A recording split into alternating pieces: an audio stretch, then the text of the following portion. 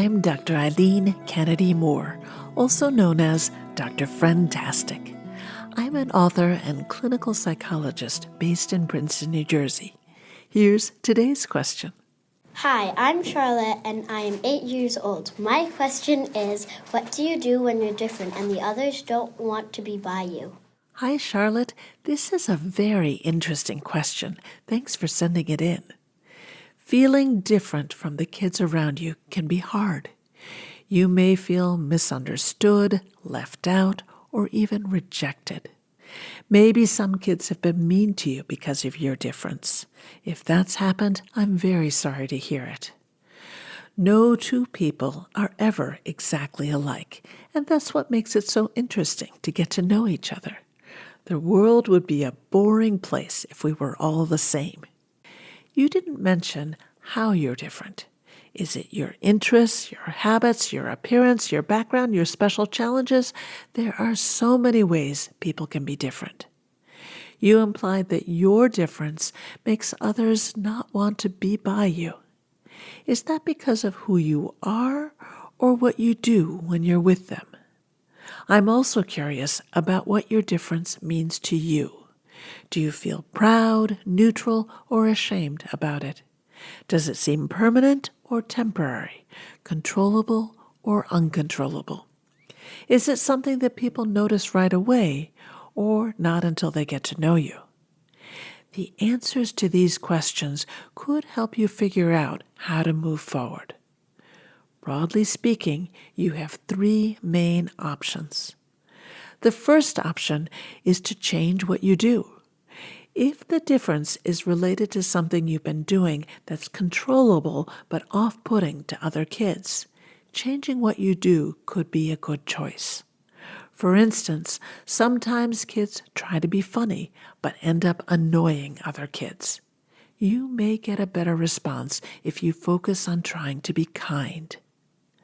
Bragging, criticizing other kids, telling on them, or not taking care of body odor are other actions that can push away peers.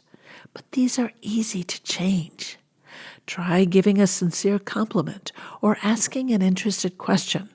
And remember to have a clean body, teeth, and clothes every day. It may take a while for other kids to recognize that you've changed what you do, but the sooner you start, the sooner your relationships can improve. A second option is to change who you're with.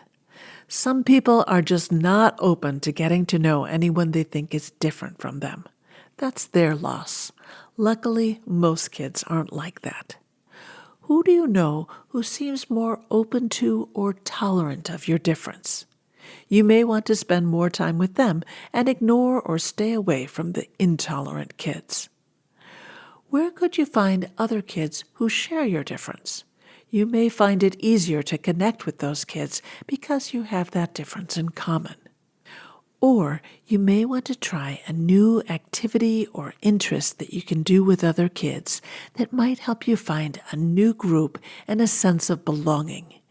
Kids make friends by doing fun things together. A shared activity can bridge differences and build connection. A third option is to help other kids understand your difference. It's not your job to educate everyone, but if your difference is something that's visible, it may be helpful to come up with some quick answers you're comfortable saying for common questions. For instance, if you have a hearing aid, a quick answer to, "What's that in your ear?" might be, "It's my hearing aid. It helps me hear." If your difference is invisible, an explanation can sometimes be helpful for guiding kids in how to understand your difference and respond in more caring ways. For example, you might say, "I have ADHD, so it's hard for me to sit still. Just let me know if my fidgeting is bothering you, and I'll try to stop." Whatever your difference is, I know for sure that there are also things you have in common with other kids. Finding that common ground with kids who are open to friendship with you is how you can build connection.